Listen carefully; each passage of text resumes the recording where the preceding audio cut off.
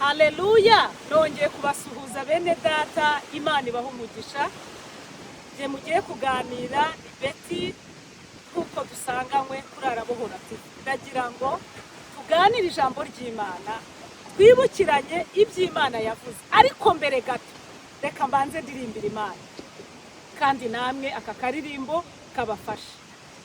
Niba ufite isezerano ry'Imana wihangane, reka gushidikanya rizasohora.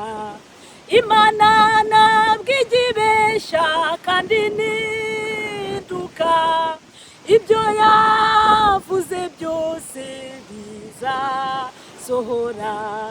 Hariho ibyo yakubwiye uri mu rusengero, hari n'ibyo yakubwiye uri mu butayu, hari ibyo yakubwiye usoma Bibiliya, reka gushidikanya bizasohora.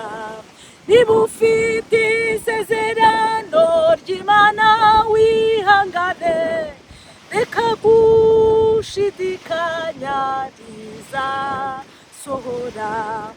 Imana ntabwo igibeshya kandi ntihinduka, ibyo yavuze byose bizasohora. Imana ibaha umugisha. Aka karirimbo numvaga kari kumfasha. Ijambo tugiye kuganira rifite intego ivuga ngo isezerano Imana yaguhaye humura bizasohora. Reka dusome ijambo ry'Imana riri mu Kubara ibice byaho 23 umurongo wa 19. Haravuga ngo Imana si umuntu ngo ibeshye, kandi si umwana w'umuntu ngo yicuze. Umurongo wa 19, reka dusubire. Imana, haleluya, si umuntu ngo ibeshye, kandi si umwana w'umuntu ngo yicuze. Mwumve iri jambo rirasobanutse bene data. Imana yawe iyo ukorera si umuntu ngo ibeshye, kandi si umwana w'umuntu ngo yicuze. Bishatse kuvuga iki? Umuntu yaguhemukira ukamusaba imbabazi cyangwa akazigusaba, ariko akagucyurira ibyo yagukoreye, imbabazi yaguhaye. Ariko Imana yo mu ijuru yo iyo ibabariye iribagirwa. Imana ihimbazwe cyane. Ijambo riravuga ngo Imana si umuntu ngo ibeshye, kandi si umwana w'umuntu ngo yicuze. Ibyo yavuze, haleluya, no kubikora izabikora. Ibyavuye mu kanwa kayo no gusohoza izabisohoza. Kweli 20. Dore nategetswe kubahesha umugisha, nayo yawubahaye. Imana ishimwe. Nta ubasha kuwubakura. Imana ishimwe. Nategetswe kubahesha umugisha, kandi nayo yawubahaye, simbasha kuwukura. Amen. Nshuti yanjye, Imana ntibeshya, nticererwa. Ihangane, ibyo yakubwiye izabisohoza. Iri jambo mu by'ukuri rirasobanutse. Imana yawe wamenye wakurikiye, nagira ngo nkwibutse ko itabeshya. Imana yakurinze cya gihe ntabwo ibeshya, ntiyicuza. Isezerano yaguhaye no kubikora izabikora. Ntihemuka, yitwa ntihemuka. Ntabwo Imana yibagirwa imirimo myiza abera bakoze. Isezerano Imana yaguhaye, nagira ngo nkwibutse ko iyo ntabwo izibagirwa ko yari guhaye. Ikindi, mwibuke Aburahamu, Imana imuha isezerano yuko azabyara Isaka. Igihe cyaratinze ndetse basa n'abarambiwe, Sara ararambirwa, ariko ntibyabuze gusohoza icyo Imana yavuze. Icyo Imana yakubwiye izagisohoza. Ni Imana idakiranirwa, ni Imana itabeshya, ni Imana ikiranuka, ni Imana yuzuye urukundo, ni Imana yuzuye impuhwe. Isezerano yaguhaye rizasohora. Hari ibyo yakubwiye usomye Bibiliya, ukavuga uti jewe nta muhanuzi wampanuriye, humura soma Bibiliya n'ubuhanuzi butavangiye.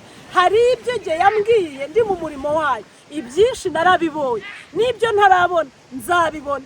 Nawe ndagira ngo nkwibutse ko iby'Imana yakubwiye uzabibona, kuko Imana ntabwo ibeshya, ntabwo ikiranirwa, ntabwo yicuza. Umva rero ubutumwa ivuga ngo dore nategetswe kubahesha umugisha, nta muntu ubasha kuwubakura. Nimwakire umugisha wo gusohorezwa isezerano ry'Imana, nimwakire kandi umugisha wo kwibukwa n'Imana, nimwakire umugisha wo kongera kwizera ibyo yavuganye nawe. Ikindi, muhindukire muve mu byaha, muve mu ngeso mbi, muve mu byo mwibwira, kubera ko iyi Imana yo ntikiranirwa ngo yibagirwe imirimo myiza mwakoze. Imana ibaho umugisha cyane. Hari amasezerano menshi yagiye asohora muzi. Yabwiye Hana umwana iramumuha. Mwibuka ahantu Hana yarageze, Hana yarababaye. Hari aho mukeba we ngo yajyagaza akamubwira ati se ubundi urakubura mu mbuga yawe ninde mwana wahanduje se? Akamwibutsa ko atarabyara. Ngaba abantu uko bameze. Yaba yiyambariye igitenge cyiza cyangwa umwenda mwiza, akavuga ati se ubundi urawambara ninde se uri bukurebe? Ninde?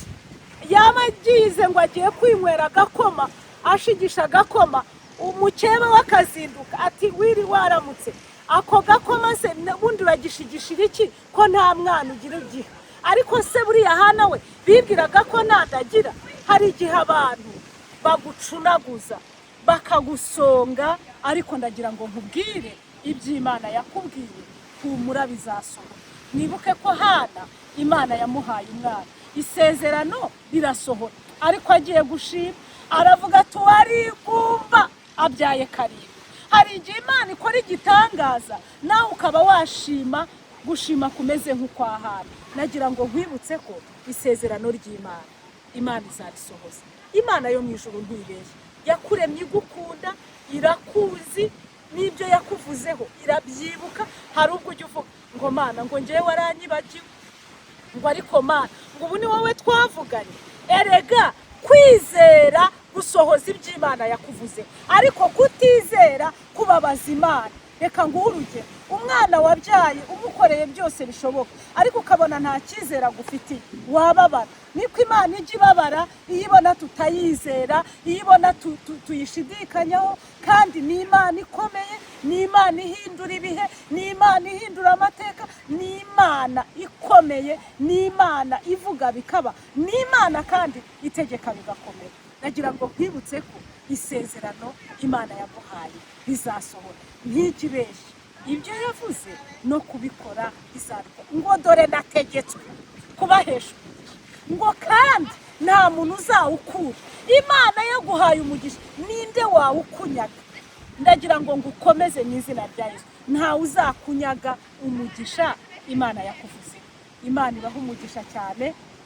Umuririmbyi yavuze ngo niba ufite isezerano ry'Imana wihangane kandi ureke gucika intege, kuko iby'Imana yavuze bizasohora.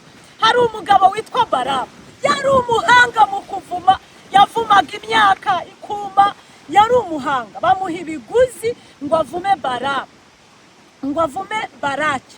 Ariko Imana ntabwo yigeze yibeshya ku byo yari yaravuze. Ngo yagiye kubavuma, Baramu yagiye kubavuma, ngo yajya kuvuma ubwoko bwa Isirayeli, agahita abahesha umugisha. Yajya kuvuga ati muragapfa, akavuga ati murakabaho. Yajya kuvuga ngo muragashira, ati murakagwira, mubeho mwororoke. Umva nawe umwanzi wawe ibyo ari kukwifuriza sibyo bizakubaho, ahubwo iby'Imana yakuvuzeho nibyo bigiye kukubaho.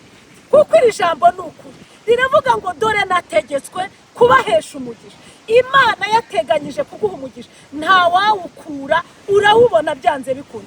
Umuhanga mu kuvuma Baramu yaravumye biranga, ahubwo ahesha umugisha ubwoko bw'Imana. Nta muntu wavuma uw'Imana itavuma. Ahita avuga ngo erega buno bwoko ntibuvumika. Ndabureba nkabona ntibugize gute, ntibuvumika. Ngo ntabwo bariya bavumika n'abanyamugisha. Nicyo gisubizo yabonye ubwo yavumaga wakundaga ubwoko bw'Imana. Hari igihe umuntu akwanga akakwifuriza ibibi, ariko nta mwana w'Imana uvumika, ntabwo bishoboka. Ntuzirirwe urwanya uw'Imana yavuzeho, urikoze ubusa, kuko uwo dukorera ni umwami wo mu ijuru, ni umwami ukomeye.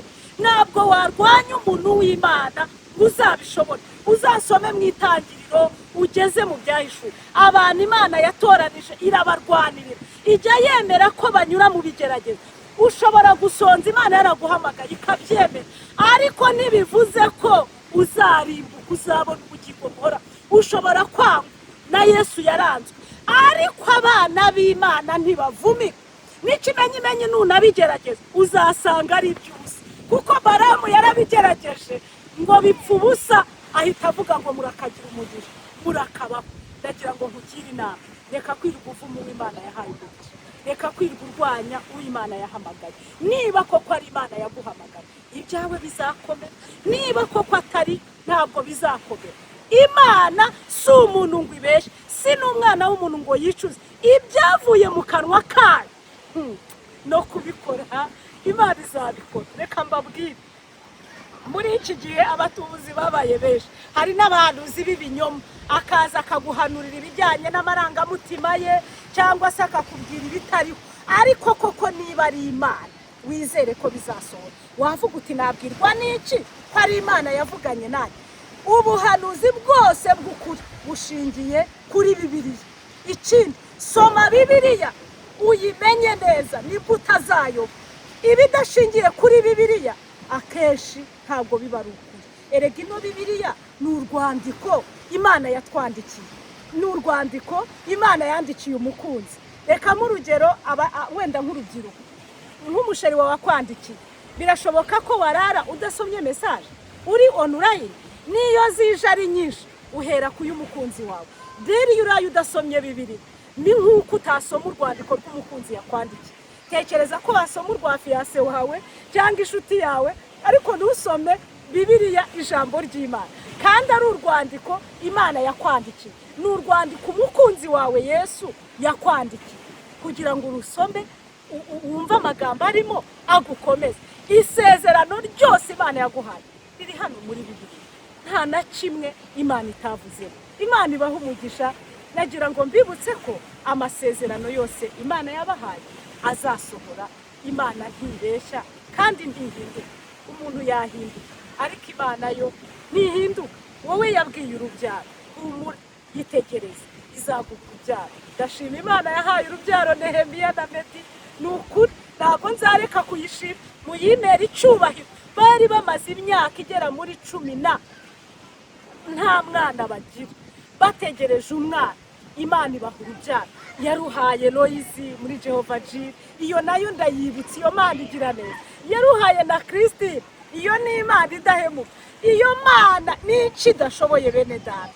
Uretse n'ibyo kandi, uretse n'ibyo na bya bindi byose muri detaye, mu masomo, mu biki byose, we wizera Imana ko izabiguha, ntabwo ibeshya. Abo yasezeranije amakwe izayabakorera. Hari umuntu umwe wanejeje, twajyanye ku musozi umunsi umwe mu Rwanda, tujyana mu butayu.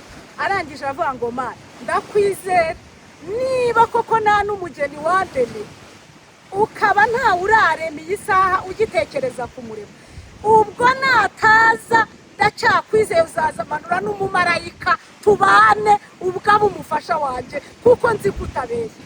N'umukobwa nawe avuga burya ati ndabizi, niba nta mugabo warema wanjye uzamanure n'umumarayika umuserafi rwose asaba umugabo tubane. Mu by'ukuri bagaragarije Imana ko bayiringiye.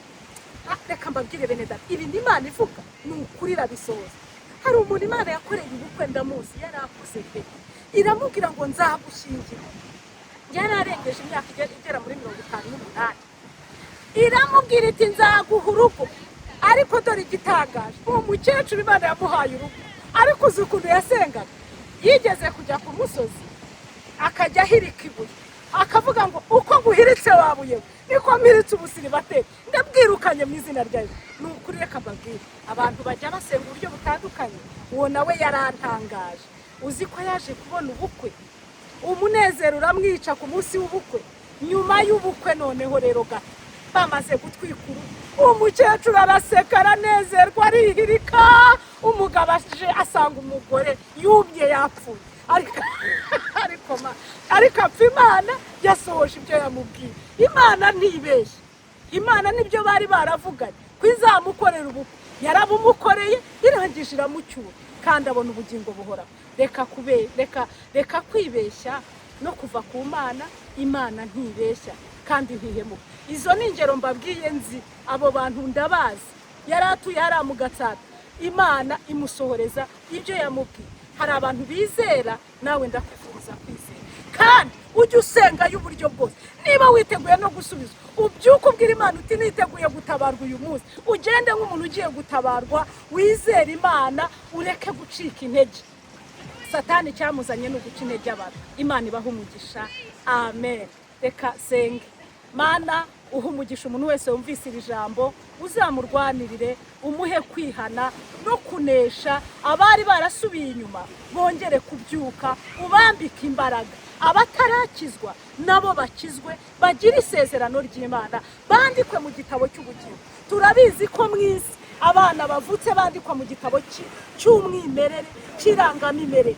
Reka n'abanditswe mu gitabo cy'ubugingo ubandike uyu munsi, bihane nabo bandikwe mu gitabo cy'ubugingo mu bwami bwo mu ijuru. Amasezerano baba baragiranye na Satani turayasheshe mu izina rya Yesu. Ubwami bw'Imana ni bugande. Tunesheje imbaraga za Satani mu kwizera, muri aya masengesho, muri iri teraniro, mu izina rya Yesu. Mana, abantu bakurikira uru rubuga, reka nabo mbasabira umugisha kugira ngo nabo uzabaho umugisha mu izina rya Yesu, amen. Imana ibaho umugisha.